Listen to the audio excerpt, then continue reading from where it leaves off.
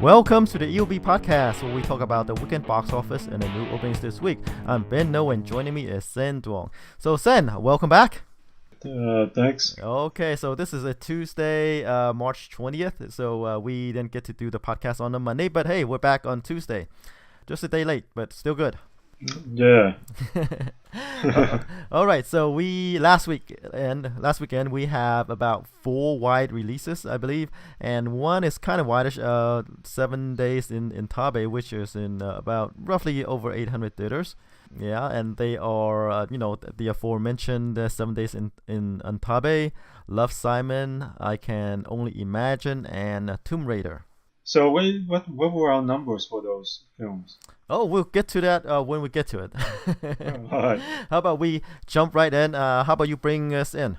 Okay, so number one for the 5th week in a row is Black Panther, 26.7 million over the weekend, holding up really well. Drop off of only about 35%. It's at 605 million domestically, and let's see, worldwide is at 1.2 billion about. Right. So it's roughly about less than 20 million away from Marvel's Avengers domestic gross. So it'll probably cross that this coming weekend. Yeah. Yep. Again, nobody expected this. Black Panther to be the highest grossing superhero movie of all time. And that's just domestically, right? Yeah. I think worldwide is Avengers might still be higher. Let's see. Worldwide, it's about 100. Roughly 100 million away, right? From, No. Yeah, Marvel Avenger is still higher. It's I think 1.5 billion, and Black Panther is 1.2 or so. Yeah, right. I don't think it'll get to 1.5, but it looks like and it might not get to Age of Ultron's 1.4 million either. Right.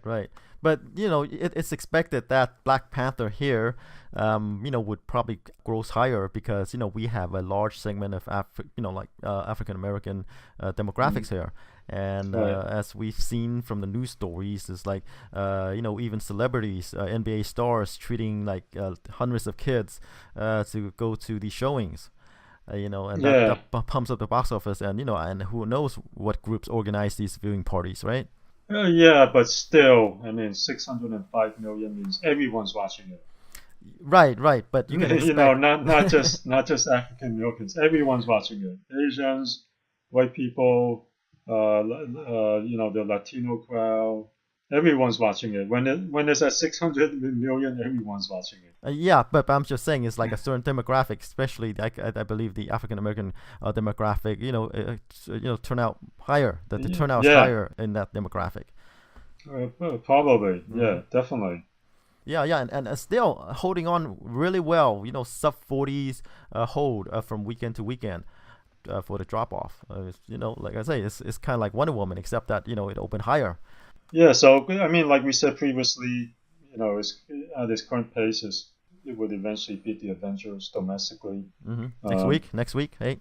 Yep, and it would eventually beat the Last Jedi, which is at 619 or 620, about the same. So. So we're talking about domestic gross here. Yeah. Yep. Nothing much more we can say about it, unless it eventually gets to 1.5 billion. Oh, right. Worldwide. Yeah. It's maybe it might be tough, but we'll see though. Right. And I expect this weekend, I think it'll fall down. Yeah, it might finally get unseated. Right. All right. Let's move along to number 2, which is one of the new releases last weekend. Tomb Raider, the reboot. Pulled in about 23.6 million. Yeah, it was the main competition for Black Panther. Yeah. It wasn't expected to beat Black Panther, so it's kind of at where people had it. Hey, what were our numbers? Yeah, including us as well. I said the movie would open to about 25 million, and you said 18 million. I was a bit closer, but we're there. Yeah, right. The film's budget is 94 million. The worldwide figure is more impressive. It grows 129 million worldwide. Yeah, yeah.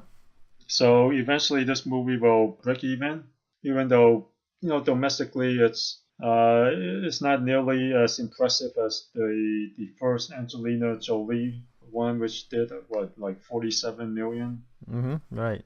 opening weekend. Yep, the first movie opened to 47 million, but the second one dropped to 21 million opening. Yeah.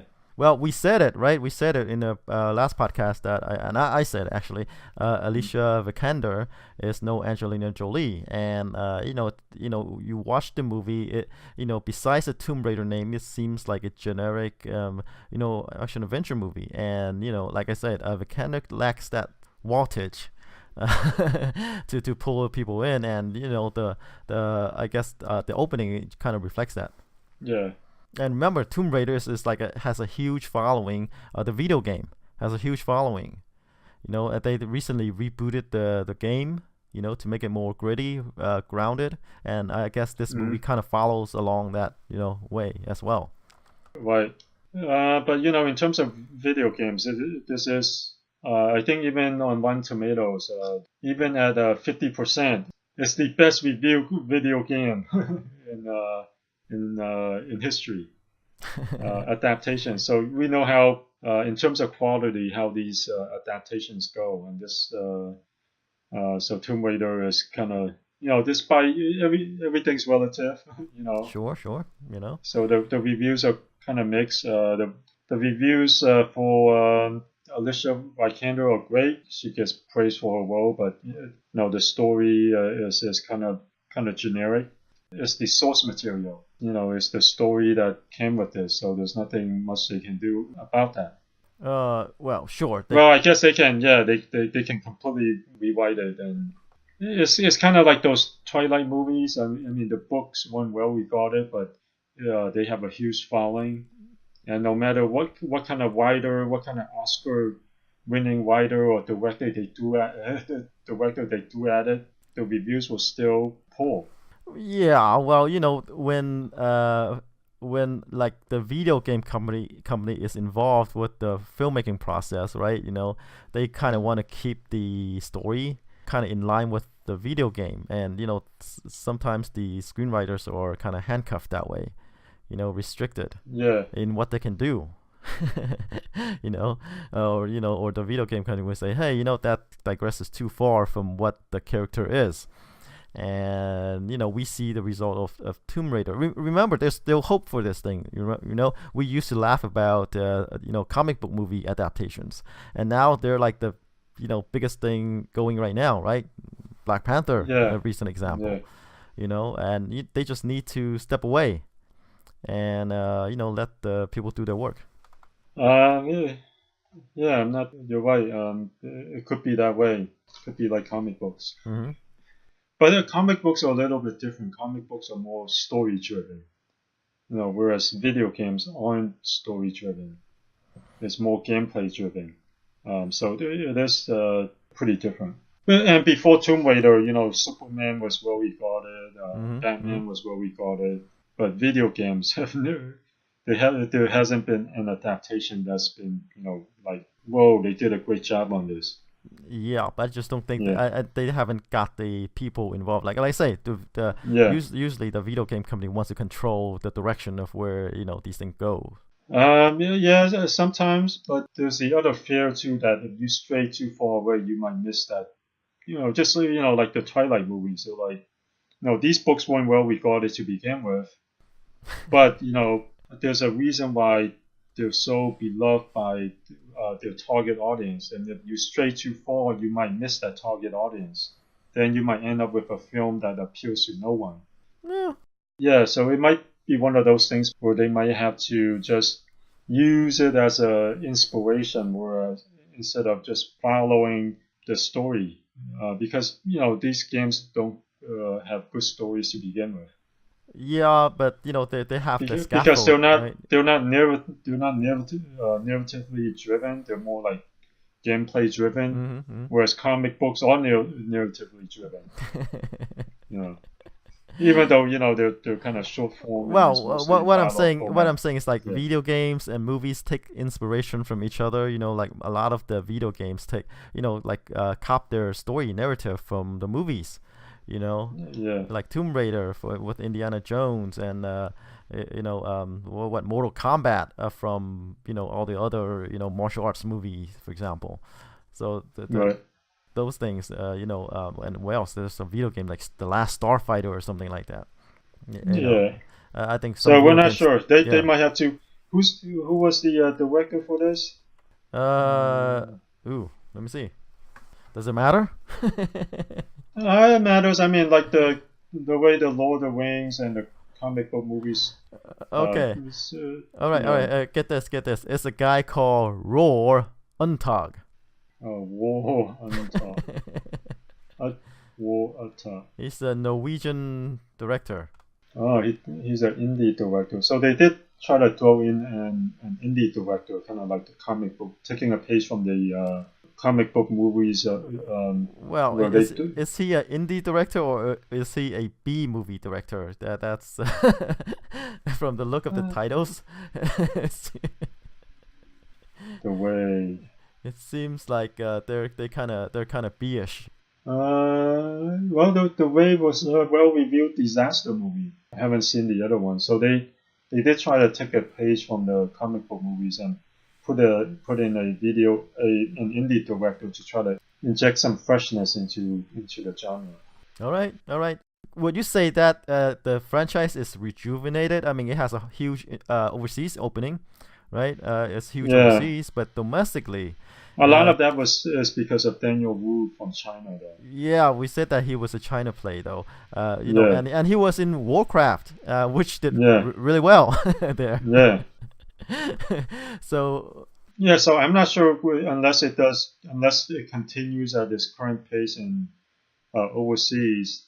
I don't see them doing another one. I mean, hey, 128 million, or 129 million in one weekend is pretty solid worldwide. So we'll see if it can. We'll see what happens next week. what will happen is Tomb Raider will drop, but we don't know what the overseas market will be. I mean, as we can see that there's not like a huge demand for a Tomb Raider movie, and Domestically, yeah, domestically, I'm saying domestic here, yeah. yeah, yeah, yeah. Uh, But uh, worldwide, that's what I'm saying. Yeah, I realize that this film will drop next week domestically, but how far will it drop next week? it's probably Uh, about 50%. if it does 50%, it's not bad, for an action movie. If it does 50%, it might eventually do way over 200 million. Mm-hmm. Okay. Yeah, And we so also have competition from Pacific Rim 2. yeah, yeah, So that would take a chunk of it, but so I'm not yeah, surprised it would drop higher than 60%. yeah. We'll have to see next week. All right, so there's still hope for this franchise, you're saying, due to the overseas market. Yeah, yeah. So we'll see what happens Yeah, overseas. and the movie didn't completely tank here. I mean, Yeah, I decent mean opening, it's kind of where people had it.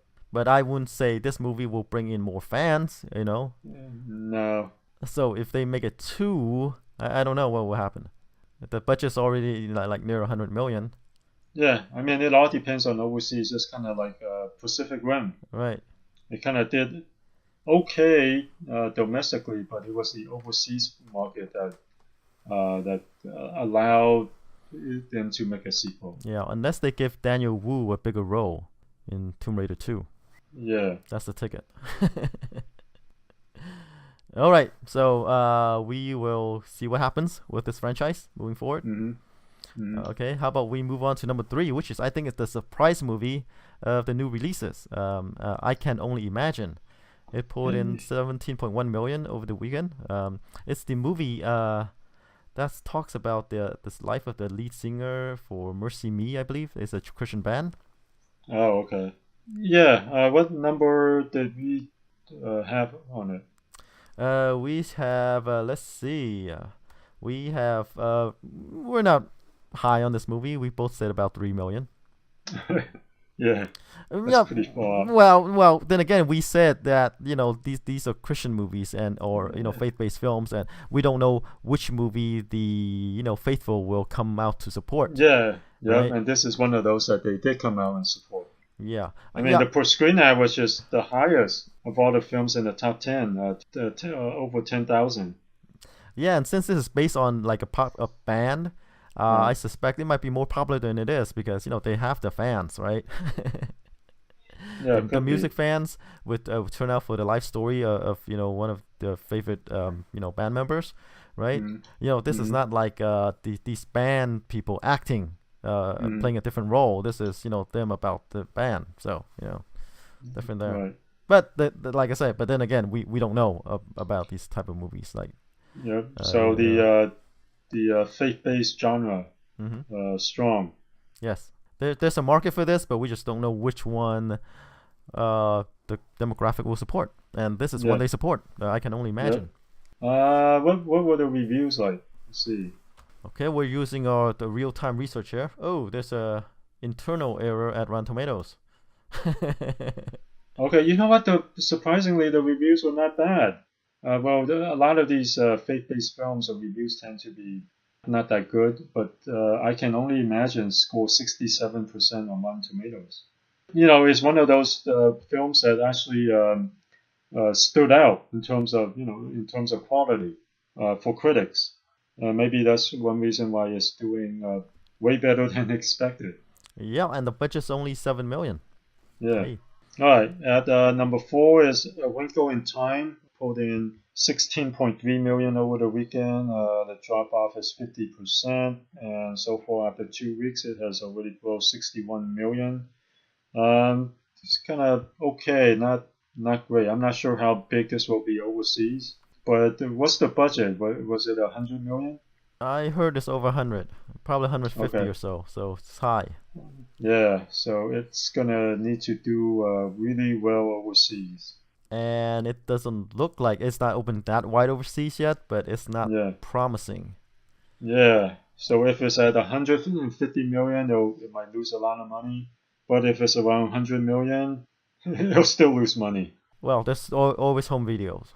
Yeah. All right, not much more we can say about that movie. It Mm, was a gamble because it's heard that it's a complicated movie to make. Because mm, of the theme with time traveling, faith, sci-fi, fantasy, all mixed in together, yep. and not and no strong lead Mm. to kind of carry the movie. Right. And at 40% on Rotten Tomatoes is not well reviewed either. Mm-hmm. Right. Okay. So that's a Wrinkle in Time. Yep. All right. Number five is another new release is Love, Simon. Which also did better than expected. Yes, it pulled in 11.8 million over the weekend. Mm, This is one of these movie about a gay teenager, right? Who's mm, kind of coming to terms with himself and yeah. his He was in the closet yeah, yeah, yeah, yeah. and he's coming out of the closet. Right. So it's one of those stories about Yeah. in and coming out, and getting, accepting himself and other people accepting him, etc., etc. And Right. it's one of these love stories, right? Yeah. It did about at the upper end of where we had it, right? We both said 8 to 10, open to 8 to 10. So it did about Mm, 11.8. So yeah, about right there. mm. The reviews were great. 92% on the tomato meter. Yeah. So great reviews is kind of helping it. Yeah, so you think one of these movies that will like linger in theaters, or it's gonna follow the trajectory of movies that come and go? With great reviews, I think it'll linger. Yeah, but this is a subject matter that's kind of still I think won't get like that much acceptance yet. Well, So I'm not I sure. mean, the opening is already surprising people. It's already opened way better than, let's say, Moonlight or Call Me by Your Name. So it's already doing way better than both of those films with great reviews. So it looks like it'll probably linger. Okay, all right. Well, we will see. And coming in number 6 is Game Night. pulled in about 5.6 million over the weekend. Drop off is only about 29%. This is a movie that continues to surprise. Yeah, speaking of films that linger in Yeah, theaters, yeah, yeah. Domestic gross is about 54 million so far. and it's one of those films that neither of us had great predictions on. We didn't think there was high potential, but it was well reviewed. Well, it is well reviewed, 82% on Rotten Tomatoes, Yeah, and it kind of lingered there, and it's at 54 million right now. yeah. You know what it is? You know what it is? I think we are What? both biased against Jason Bateman. We just don't take him It could be, seriously in comedies. You know. yeah, because he's always been kind of a supporting character, but the films that he's supporting tend to do well. Right. I mean, his movies. Yeah, Oh, okay. How come this movie is doing okay? It's lingering theaters. Like there's Horrible Bosses, right? Horrible yeah. Bosses 2. There's Office Christmas Party, which did surprisingly well. Now Game Night. So There's a Melissa McCarthy film too. yeah, yeah, yeah. So I think we just don't give him enough credit for his comedies. Not that we don't take him seriously in comedies, is that most of the time he's kind of a unassuming guy. He's usually a supporting character, but he's kind of beloved by his fans, and he's kind of reliable and dependable. Okay, right, all right. Yeah. And speaking of films lingering in theaters, at number 7 is Peter Rabbit, put in about 5.2 million, held up the best of any films in the top 10. The drop off is only 23%. Is at 102 million right now on a budget of just 50 million domestically, and worldwide it is at 146 million. So expect more Peter Rabbits. Sure. Bring him on. Because we're not expecting more Paddingtons, right? I think we will, because Paddington is nearing what 300 million, and it's super well reviewed. So I think we're gonna see more. It's at 218 million worldwide, and Yes. the budget's not super high.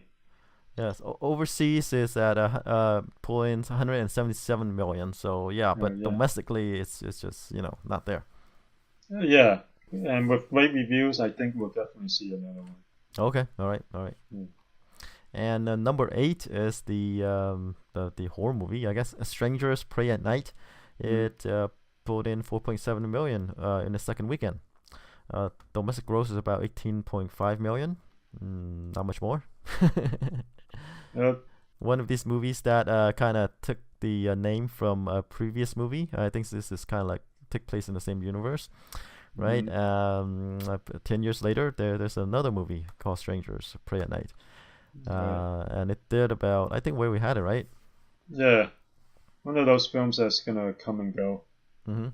Nobody's gonna remember it. I don't think we'll see a third one unless it's straight to video. Well, they can always capitalize on a title, right? They're gonna do a Strangers 3, and since these horror movies are really cheap to make, and I think Yeah, they're probably already profitable. Who knows? yeah, but there's marketing too. Right. All right, at number 9 is West Sparrow, holding 4.3 million over the weekend. It's at about 40 million domestically on a budget of 70 million. Worldwide is 107 million. It'll probably break even worldwide. Oh, it put in 4.5. So Yeah, 4.5 million. yeah. Okay, yeah. All right. Yeah. Jennifer Lawrence thriller. A different type of role for her, I guess. She's trying Yeah. to expand into different genres. And I don't think this, is kind of disappointing. We're not going to see a West Sparrow 2. No. Like the budget Yeah. is 70 million. Domestic gross right now is only about 40. Yeah. It did okay overseas. I Hmm. said it would do better overseas, but it didn't do. It hasn't opened in China yet, right? I don't think so. Okay, but it could be one of these titles that will find an audience on home video, right? People Hmm. might not wanna go to watch this movie in theaters, but hey, like you said, Netflix. Yeah. All right, rounding out the top 10 is Bruce Willis, Death Wish, pulled in 3.4 million over the weekend. is at around 30 million, which is about equal to its budget. Worldwide, hasn't opened overseas yet, so it's gonna be one of these modest hits. Bruce Willis is big worldwide. It's gonna make money overseas and on video. Yeah, but right here theatrically it's not. It's kind of probably end up in the 35 to 40 million range on a 30 million budget. That's not bad. But we won't see more Death Wishes unless it blows up overseas. You never know. All right. Remember that Stallone and Arnold movie? Escape Plan. Escape Plan. They just did 2 and 3 back to back. Okay. Because of the overseas market, even though it disappointed domestically, and that had a bigger budget than Death Wish. I think it's the first time I ever heard of a movie, kind of like a middling movie that the sequels back to back. Yeah. So okay, all right. And honorable mention is one of the new releases last weekend, 7 Days in Antabe. It came in 13. It pulled in about 1.2 million. Mm-hmm. Let's see where we had it. Where did we had it? Okay, so okay. So I said 2 million or less, and you said 3 million. Kind of there. All right. So that rounds out the top 10. How about we move on to the new releases this weekend? And it seems like a time in the release schedule where studios just dump movies in theaters. Yeah, sure. I think some people are off for spring vacation. That's probably why we have a family film, Sherlock Gnomes. Okay. And then of course there's Pacific Rim Uprising. Great date movie. Yeah. Yeah. And then Unsane and Midnight Sun, another and then Paul Apostle of Christ, another faith-based film. Yes. And Midnight Sun, as you said, a YA genre movie. Yeah, right. 5 movies, huh?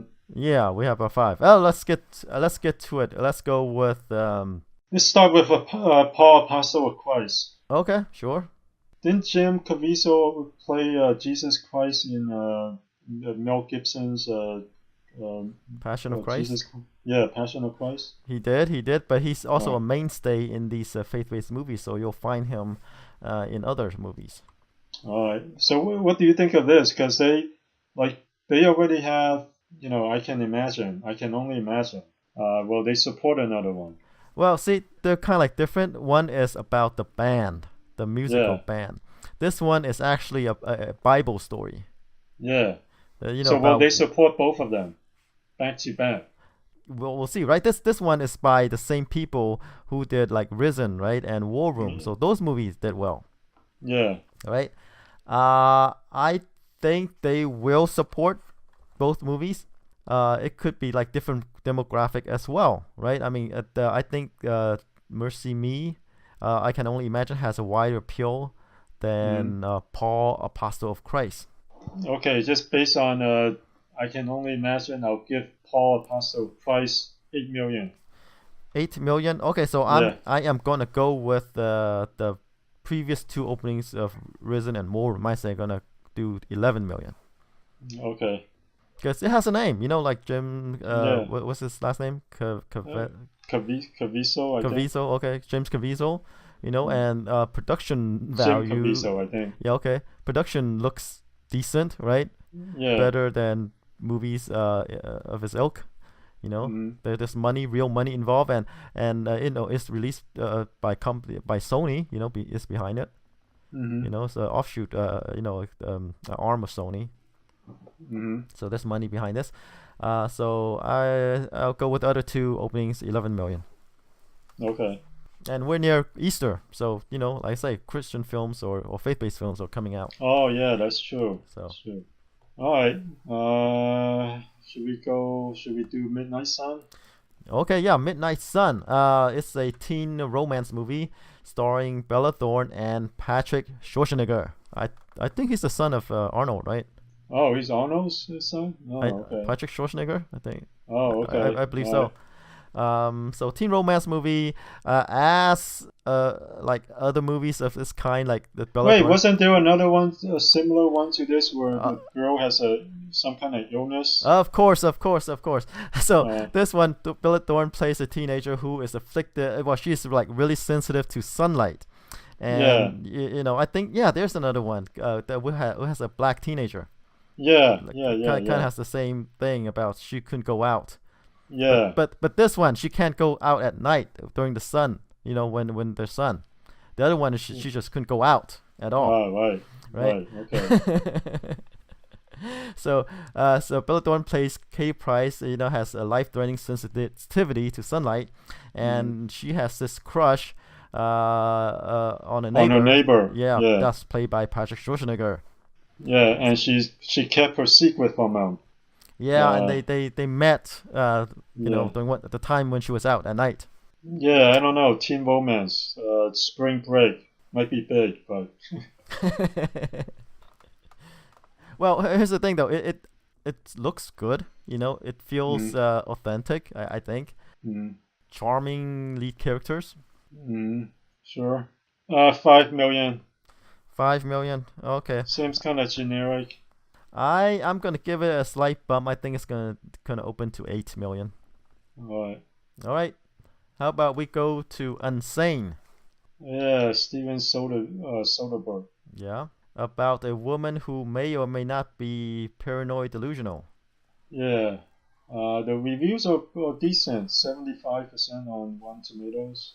A decent amount of reviews already, 27 reviews. Stars Claire Foy. I don't think it's that wide. I mean, it's probably about 500 to 800 theaters. Yeah. You know. Not sure how many people, would want to watch a movie about someone who's, committed. Mm-hmm. And Steven Soderbergh's recent movies are kind of indie-ish, right? They're not Yeah. big blockbusters, and I think Yeah. he likes it that way. Mm-hmm. Like Side Effects, the 2013 movie, it Mm-hmm. opened to 9 million. Logan Lucky opened to about 8 million.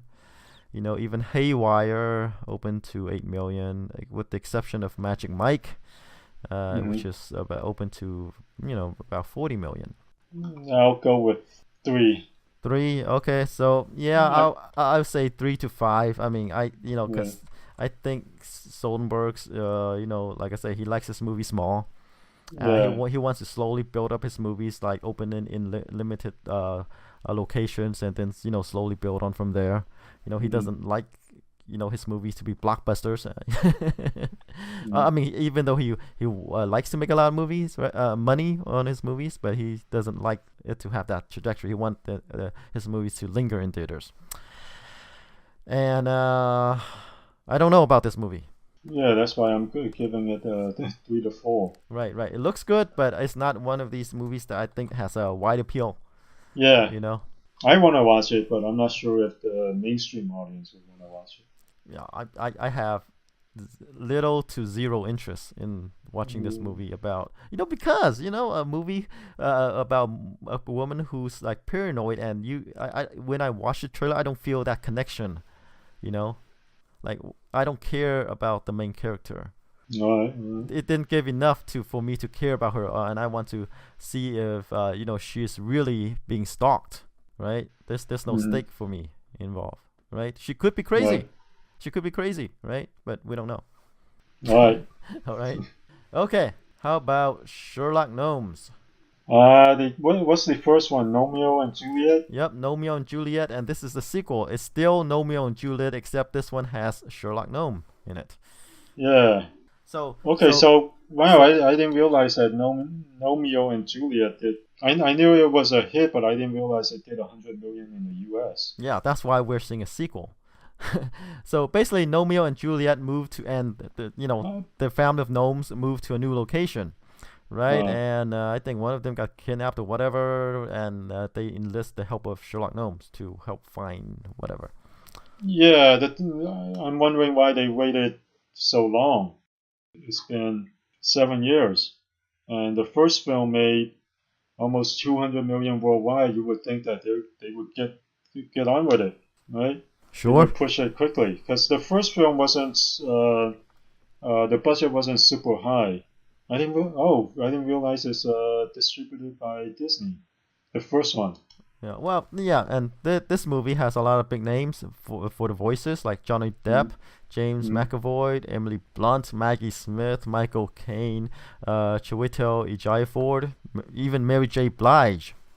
Okay. You know what? The first one was distributed by Disney. This one is distributed by Paramount Pictures. So maybe that's it. I'm not sure who the original filmmakers are or the studio. Probably a British company. I'm not sure which animation studio made it. But maybe one of the reasons is because it's being juggled between the two studios. Maybe that's why we didn't get a sequel sooner. Okay. Are gnomes still a thing after so long?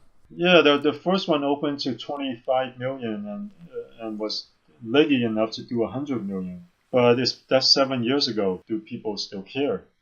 Well, as you said, spring break is around the corner, and it's a family film. Yeah. There's a lot of humor, about butts and whatever, farts. Yeah. Those kind of humor. Yeah, as long as you have some farting humor, toilet humor, the kids will want to watch it. Sure. Just like was it Teen Titan? Right. I think they went a little too late, so I'm going 15 million. 15. Okay. I think they waited too long. Okay, I'm a bit more optimistic than you. I think it could open to 25 to 30 million. I'm gonna give it a bump. All right. I think the appeal is still there, and out of a lack of competition. That's true. There aren't many family films out there. Yeah, I think, and this one looks kind of funny, right? As long as you got some farts in there, you're good to go. So 25 to 30. Yeah, you might be right. I'm not gonna change my prediction, but I think you might be more right in this than I am. Okay, who knows? You could be right as well. So we'll see. All right. Let's go to the big film. All right. Pacific Rim Uprising. I think the first one, directed by Guillermo del Toro, pulled in like 35 million opening, and then ended up doing about 100 million domestically. Worldwide, it did 400 million. Yeah, 411. But the budget was like 200 million or something like that, so it kind of barely broke even. Probably made some money on video. Yeah, it's more of a China play. Guillermo del Toro wanted to do the sequel, but it was held back because the last Triple X movie with Vin Diesel and Donnie Yen held up the sets, the studio sets, sound stages for 6 months, and he didn't want to wait 6 months, so he ended up making the Shape of Water. And he won an Oscar. Yeah, and won an Oscar. So good move there. He needs to thank Vin Diesel and Donnie Yen. Yeah, sometimes you need luck. You need luck. Yeah, but another director worked on Pacific Rim Uprising, and I mean, it looks pretty cool. I enjoyed the first film, and from the looks of it, I want to watch this one too. It looks just as fun. Yeah, but the problem is, like, the first movie, has all the makings of a huge blockbuster movie, but no, right? Has a okay opening with 37 million, and it struggled to reach 100 million. And this is a movie with giant robots, giant creatures battling it out, but the response here is just meh. The reviews were decent too, especially for these kind of movies. 75%, I believe, for the first film. So decent reviews. Didn't quite perform up to expectations domestically, but it did really well in China, and that's why we have this one now. And that's why we're seeing Tian Qing and Max Zhang, both for rising stars in China. Max Zhang was the stunt double for Zhang Ziyi in Crouching Tiger, in Dragon. Okay. And he's also the bad guy in a bunch of Hong Kong movies. Okay. So we know it's gonna be huge in China, but what about here? Right? There's no Idris Elba. Charlie Hunnam. Hey, but there's John. Well, the first film didn't have big name stars too, but this one has John Boyega, who's from the Star Wars movies. So I think this one has a bigger names than the first film, and also Scott Eastwood. Okay, hold on there. Well, Yeah. I guess the Star Wars thing kind of rub off to this movie though. We seen Well, like both for sci-fi films, they know who he is now. sure, but it As doesn't necessarily. compared to the first Pacific Rim, I think what's his name? Charlie Hunnam. Yeah, Hunnam? Charlie Hunnam was more just popular for the was it HBO? Sure. Yeah, the HBO show. Sons of Anarchy, I believe. Yeah. So he has some recognition, but I don't think he was a household name yet. I think John Boyega, because of the Star Wars movies, is a household name. Yeah, but I don't think he's at that level yet where Yeah, people where say, he "Oh, can draw an audience. yeah, I need But to we'll watch his see. movies." So now we'll see. We'll see if he can draw an audience for Pacific Rim. Yeah, and look, and the character like Scott Eastwood, Rinko Kikuchi. I mean, those people are not really big draws here. Again, Yeah. John Boyega hasn't proven that he can draw in a Yeah. crowd outside of Star Wars. And we know, Tinjin and Max Zen will pack them in China, but here I don't know. Yeah. So it's definitely a China play, Japan play. And I think the U.S. is more of a secondary market for this. Yeah. Now the thing is, the first movie has opened here. People watched it right on in theaters or on streaming or what have you. And they did like it. The response. It does have some goodwill. It's just that fan base isn't that huge. Right. The thing is, like, will they pick up new fans? Like, will the fans for the first Pacific Rim turn out for this one and more? Yeah. Plus most of the major characters in the first film aren't in this one. Right. They completely almost replaced the cast. Right. It almost feels like the new Independence Day movie. It's kind of same universe but completely different cast. Right. Giant robots and and young kids. Yeah, I want to see it. So. Who wouldn't? I mean, if you're into this type of movie, giant robots battling it out. Yeah. But we're talking about like the general audience here. Like, we break out from that genre crowd. Yeah, who are not into like giant robots and monsters. Yeah. So what are you thinking? Will we do 35 million like the first film? You know what? I'm gonna give it a bit bump because I think this movie will pick up more audience, more fans. Really? I think it's gonna open to 40 to 45 million. Wow, if it does that much, I think it would be. I mean, it's definitely an improvement over the first. I think it is. Like I say, it will pick up new fans. Okay, you're more high on it than I am. I'm thinking 25 million. So you think it actually lower? Yeah. I mean, the first film did pretty good. I mean, has pretty good reviews. I think people who saw the movie generally like it. Yeah, I don't know what to say other than the cast has been changed, the director's changed, and usually when that happens, bad things happen. Usually, in general. Well, yeah, I said there's a feeling of like the new Independence Day movie. Like there's no Will Smith. Yeah, there's that kind of. You get a sense that it's not the same. Yeah, you get a sense that this is kind of second tier, stuff.